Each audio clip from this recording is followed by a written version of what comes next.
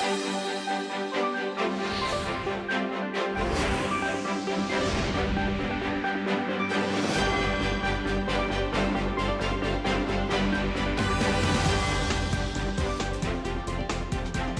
August 31st, here in Seoul, and I'm Kim Dami. We begin with these stories making the headlines at this hour, starting with North Korea's late-night missile launches. 2 short-range ballistic missiles were fired just before midnight on Wednesday. They're seen as retaliation against the ongoing South Korea-U.S. joint military drills that come to an end today. The infection classification level of coronavirus is now downgraded to the lowest level here in South Korea, meaning the virus will be treated and managed like seasonal flu. Hurricane Idalia slammed into Florida as a Category 3 storm, causing at least 2 deaths. The storm has weakened to a tropical storm but still threatens South Carolina. We start with a fresh round of short-range ballistic missiles fired from North Korea just before midnight last night, which is widely seen as a protest against Seoul and Washington's joint military drills, which are set to end today. Our defense correspondent Choi Min-jung leads us this morning. North Korea has fired 2 short-range ballistic missiles in a display of discontent over Seoul and Washington's combined military drills. South Korea's Joint Chiefs of Staff on Wednesday midnight spotted that North Korea had launched 2 SRBMs between 11:40 and 11:50 p.m. toward the EC from the Sunan area. The JCS confirmed that both flew around 360 kilometers before landing in the EC. Considering the flight distance, it seems likely that the launch was a test to show that the North is capable of hitting South Korea's Garyongdae military complex, where the headquarters of the Army, Navy, and Air Force are located. Earlier this month, North Korean leader Kim Jong-un was spotted at a Central Military Commission meeting, pointing at an area close to Garyongdae. Wednesday's provocation is the first ballistic missile launch in almost 40 days. The launch appears to be a retaliation against Seoul and Washington's Ulchi Freedom Shield exercise. As part of the exercise, South Korea and the U.S. on Wednesday held a joint air drill over the West Sea, involving a U.S. B-1B strategic bomber. The deployment of the U.S. strategic bomber, dubbed the Swan of Death, has prompted a reaction from North Korea in the past, which included missile launches. The JCS strongly condemned the launch, calling it an act of significant provocation that undermines peace and stability on the Korean peninsula and for the international community. It added it would thoroughly carry out UFS drills while closely monitoring the North's activities. The U.S. also denounced Pyongyang's provocations and reaffirmed its ironclad commitment to South Korea. This launch is in violation of multiple United Nations Security Council resolutions and possesses a threat to the DPRK's neighbors and international community. Our commitment to the defense of the Republic of Korea, Japan remains ironclad. North Korea's state-run media also reported Thursday that its leader visited the military's command post on Tuesday as the regime commenced a command drill involving the entire army. The aim of the drill was full war preparation. There, Kim stressed that modern warfare is a battle of brains, noting that victory is determined by the decisions of commanders. Choi Min-jung, Arirang News. In the meantime, arms negotiations between Pyongyang and Moscow are actively advancing, according to the White House. U.S. National Security Council Coordinator for Strategic Communications, John Kirby, said on Wednesday, deals are ongoing with the leaders of the 2 sides exchanging letters recently. Kirby added that the North could be seeking to provide raw materials for Russia's defense industrial base. He further stressed that any arms deal between the two would violate multiple UN Security Council resolutions. The annual summertime joint drills between South Korea and the U.S. draw to a close today. And this year, the exercise showed a stronger interoperability on the Korean peninsula, with service members from other UN member states also taking part. Our Peun-ji has more. 9 other United Nations member states other than the U.S. have sent additional military personnel to support this year's Ulchi Freedom Shield exercise, which focuses on preparing for a rapid transition to wartime operations in case of an attack from North Korea. That includes Australia, Canada, Britain, New Zealand, and Italy. At Camp Humphreys, a U.S. military base in South Korea on Wednesday, service members who took part explained what they were able to learn throughout the training. Canadian Army Major Simon Johnson, who works as the operations officer of the United Nations Command, explains that Canada has sent over 20 participants to South Korea for the exercise. It enables us to really understand how one another operate, and if things were to escalate within the peninsula, we already have a team of people who have a common understanding of what needs to be done, what the ground looks like, how the headquarters operates. So I think. Lieutenant Commander Kang Young-uk from the Canadian Navy, who has been working in the United Nations Command since last summer, shared a story of his grandfather who was killed in action during the Korean War. His grandfather's last words written on a picture of him read, "I will complete my mission and protect the country with my life." My father was only 1 year old at the time, so I wasn't able to hear a lot of personal stories. But my grandfather must have been very young at the time he fought in the war. And I always remember that while I serve in the military, and it means a lot to me. Corporal Sian Owen from the British Air Force, whose role is to be a direct link between the United Nations Command and the Surgeon's Office, says while taking part in the drill, they were able to get a good insight into how other countries work within their militaries.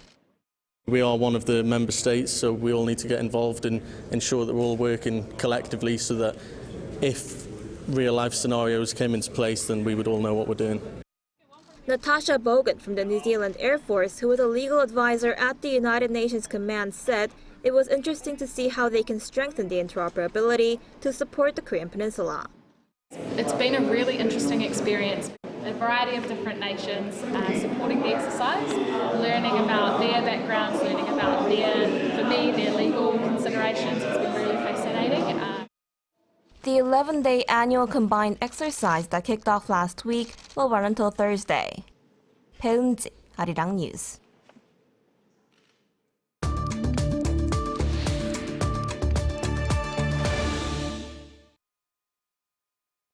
Starting today, COVID-19 is recategorized as a level 4 disease. That's the same level as influenza. Now, PCR testing is no longer free of charge, but vaccinations will remain available for free. Our Choi Soo-hyung tells us more. With COVID-19's infectious disease categorization being lowered from level 2 to level 4, a care system similar to that for influenza is being implemented within the general healthcare system. Infectious diseases are categorized into different levels based on their risk of spreading. When the coronavirus was first detected here in January 2020, it was classified as a level 1 disease, a highly contagious infection, or one with the most risk of spreading. Just over 2 years later, on April 25, 2022, the government declared it a level 2 disease in the same grouping as tuberculosis, measles, and cholera, and after another year and 4 months, level 4 like the flu. The most significant change is that there will be no more daily reporting of confirmed cases numbers. Instead, the government plans to operate a more precise monitoring system to observe COVID-19 trends on a weekly basis. The system will be operated through 527 monitoring agencies, and starting on September 13th, the disease status will be announced every Wednesday. Additionally, rapid antigen and PCR testing conducted at doctors' offices and screening clinics must now be paid for. Mandatory mask wearing at high-risk facilities such as hospitals and nursing homes for the elderly will continue, as will the recommended 5-day isolation for confirmed cases. Even with the transition to a level 4 infectious disease healthcare system, vaccinations will still be available free of charge. The government and healthcare experts strongly advise getting vaccinated, highlighting that an annual shot will effectively reduce mortality and severe illness rates among high-risk groups. Obviously, in protection of ourselves, vaccination will be strongly recommended if a person has not gotten yet. What I've noticed more commonly recently is that people who come in with rather relatively higher or severe symptoms, they tend to have not yet experienced COVID, or they have not received vaccinations. The government plans to maintain a direct COVID-19 response team at the Ministry of Health and Welfare instead of relying only on administrative agencies in the case of a possible winter resurgence. Choi Soo-hyung, Arirang News. So, as our Choi Soo-hyung just reported, the coronavirus will be treated and managed like the seasonal flu from now on. For more, we are joined by Dr. Yoo Byung-wook this morning. Good morning. Good morning. How are you? Thank you for having me. Good. Thanks for asking. Dr. Yoo, what does the decision mean? I want to start off with. I mean, is COVID-19 more manageable disease now? I mean, how fatal is the virus now? Well, since the 2019, COVID-19 was very new and strained. That's why we don't know how to handle it exactly.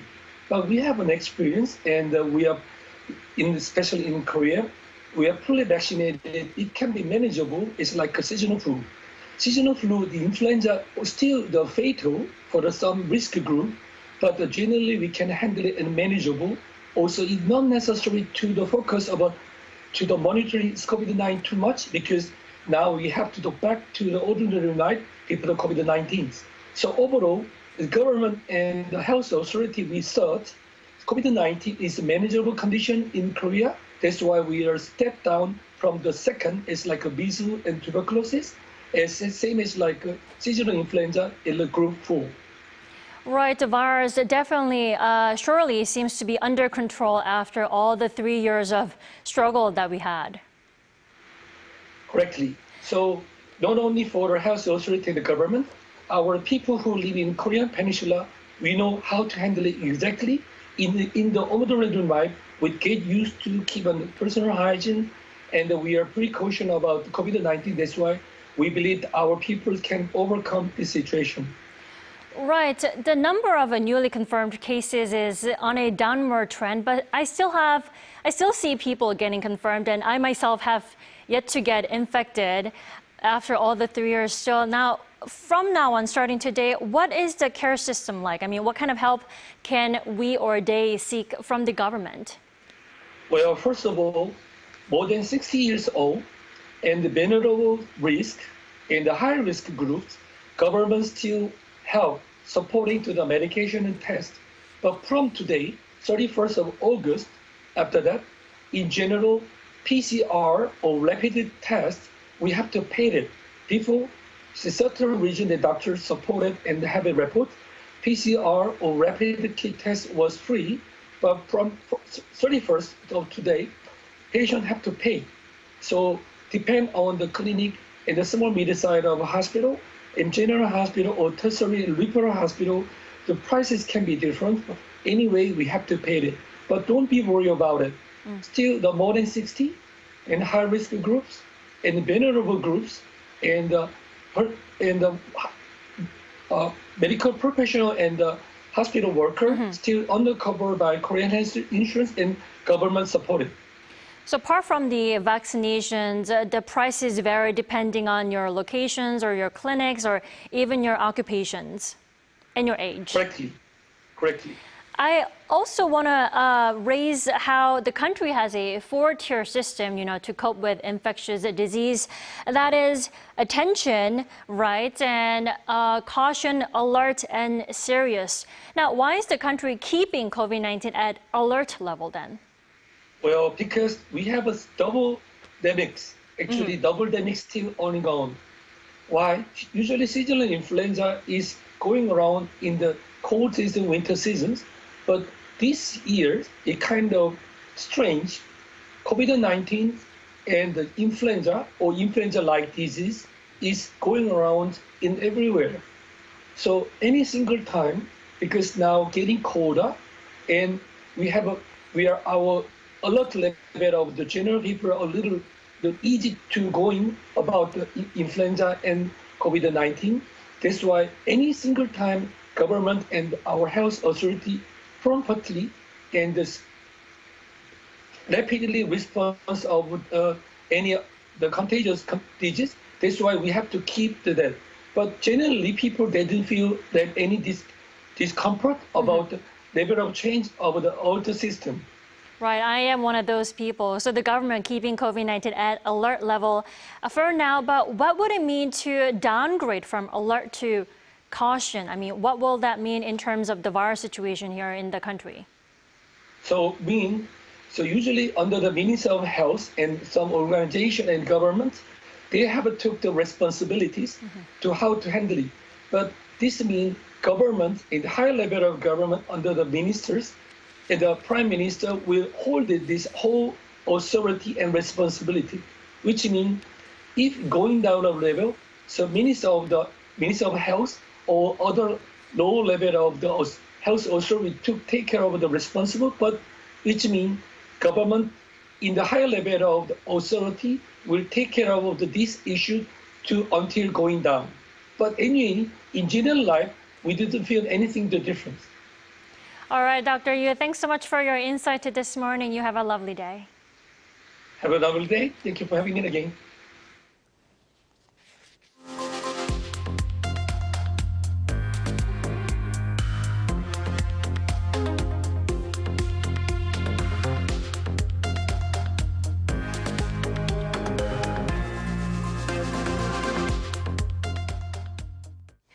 Becoming one of the world's best countries to start a business is South Korea's latest vision. Our Shin-young tells us more about the country's plan to grow into a global startup powerhouse. The government is rolling up its sleeves to become one of the world's top 3 startup nations. The goal was announced by the Ministry of SMEs and Startups on Wednesday with the comprehensive measures that unveiled during a Startup Korea strategy meeting held by President Yoon. 정부가 주도하고 있는 스타트업 생태계 역시 민간 중심, 시장 중심으로 과감하게 바꿔 나가야 된다고 생각합니다. 민간이 투자를 주도하고 스스로 생태계를 키우고 또 정부는 민간 모펀드에 대한 일정한 출자와 또 세제 지원 이런 방식으로 확대해 나가야 된다고 봅니다. The ministry will expand venture investment by establishing a Startup Korea fund worth 2 trillion Korean won or roughly $1.5 billion in which both public and private sectors will invest. This will increase the size of venture investment from last year's $9.4 billion to $10.7 billion by 2027. Areas of investment include deep tech sectors such as system semiconductors and AI, while it will be also used for global expansion. The government is also diversifying its method of startup support, which had previously consisted of subsidies.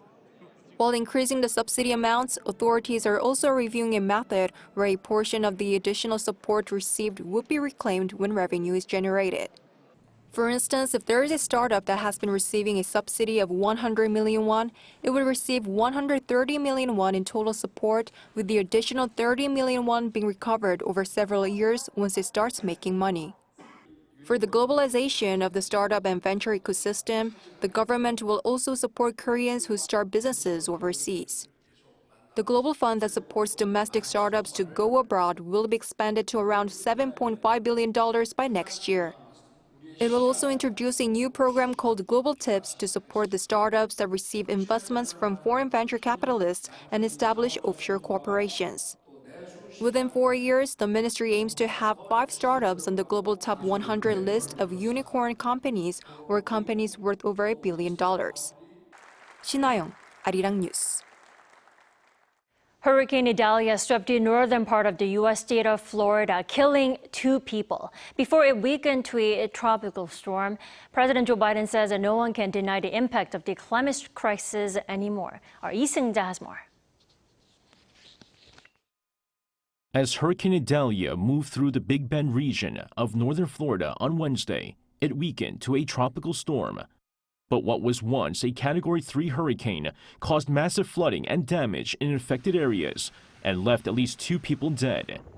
Both victims had been involved in separate traffic accidents while driving during the massive storm. According to Florida Governor Ron DeSantis, all 8 of Florida's urban search and rescue teams had been deployed, while some 5,500 National Guardsmen were helping clear roads of debris. Thousands of repairmen are currently working to restore power in affected areas. The federal government, meanwhile, sent thousands of search and rescue personnel, along with drinking water and ready-to-eat meals. Idalia has already left Florida, passed through the state of Georgia, and is currently making its way up through the eastern South Carolina, from where it's set to move off land and into the Atlantic Ocean. In response to the devastating hurricane, President Joe Biden said Wednesday that no one can deny the impacts of the climate crisis. I don't think anybody can deny the impact of the climate crisis anymore. Just look around. Historic floods, historic floods, more intense droughts, extreme heat, significant wildfires have caused significant damage like we've never seen before. Biden earlier on Tuesday promised to assist Florida in any possible way, adding that he and Governor DeSantis remained in constant contact. Hurricane Idalia reached wind speeds of up to 205 kilometers per hour at its peak, with officials saying the storm is the strongest to hit the Big Bend region in over 100 years. 이승재, Arirang News.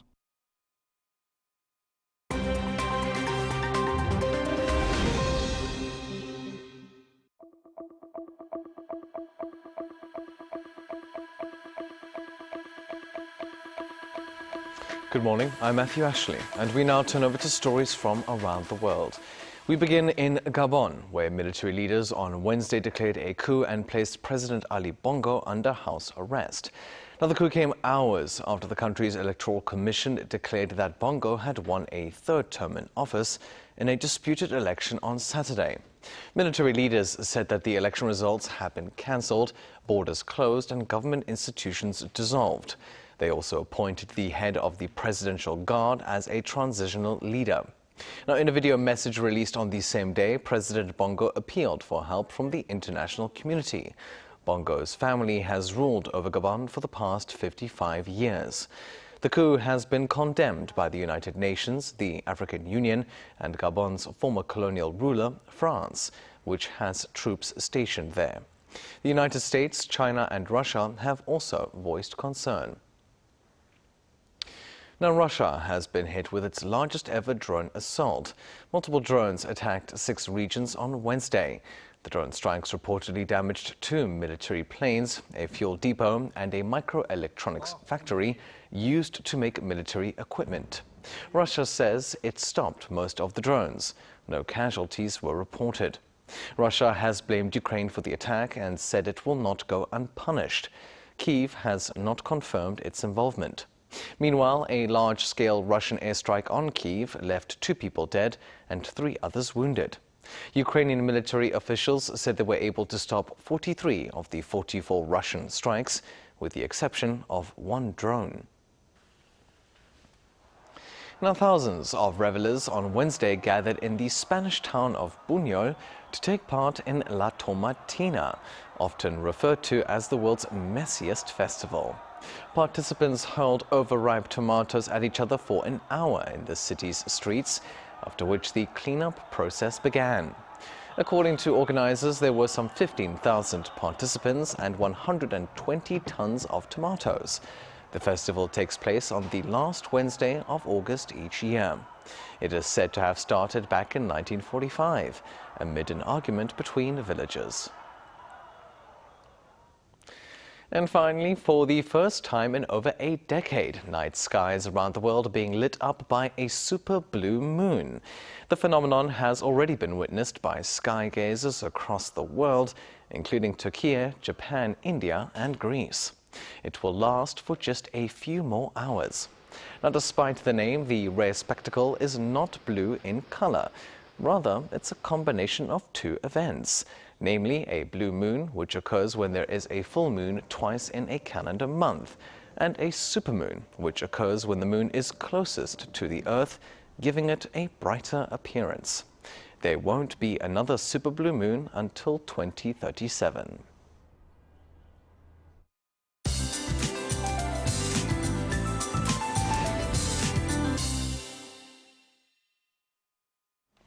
Good morning. Unlike expectations, it rained most of the day in Seoul yesterday. Well, this morning, rain in central regions and Jeollado provinces have let up, but Gyeongsangdo and Jeju are having another wet start to the day. And these rain clouds are dropping 10 millimeters an hour of heavy rain to Gyeongsangdo and nearby areas. And they could see up to 150 millimeters of downpours through Friday. Gyeongsangbuk-do and east of Jeollanam-do province could see 22 to 80 millimeters of more showers. Morning temperatures are 1 to 3 degrees lower than the same time yesterday, but highs will go up 2 to 5 degrees higher than Wednesday. So most parts are seeing highs at 28 degrees Celsius this afternoon. Meanwhile, upper regions should have brighter skies this afternoon. On and off rain continues in the south and Jeju through the weekend, then it will rain nationwide on Sunday. That's Korea for you, and here's a look at the international weather conditions.